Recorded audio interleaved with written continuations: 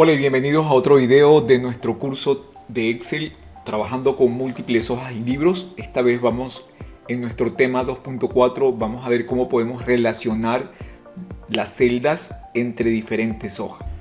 Vamos a suponer que en la hoja norte tenemos este cuadro y este cuadro o esta tabla tiene ciertos valores que deben ir similares dentro de las otras sucursales o dentro de las otras zonas.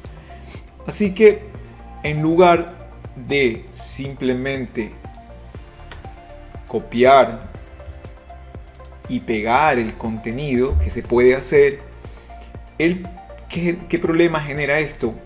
Que cuando yo cambio el valor de esta hoja, por ejemplo aquí le voy a poner 580, yo he hecho una actualización, en la otra hoja ese valor o ese dato no ha cambiado, de tal manera que me va a tocar nuevamente cambiar.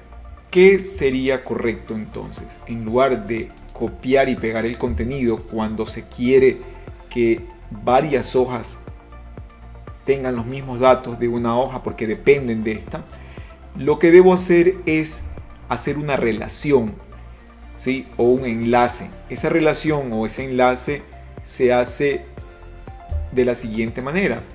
Yo escribo el símbolo igual, me voy hacia la celda donde quiero crear la relación o el enlace, por ejemplo en este caso sería a la celda del valor de mantas al por mayor, y termino dando un enter. Como podemos ver, se acaba de pasar o de enlazar el mismo dato de la celda B4 o del valor de mantas al por mayor. Si nos fijamos en la barra de fórmulas, vamos a ver que me dice igual zona centro entre comillas simples, que es el nombre de la hoja, y me da la posición de la celda con un signo de admiración. Cuando se hace una relación o enlace a una celda que está dentro de otra hoja, es normal, tiene que aparecer el nombre de la hoja y la posición de la celda.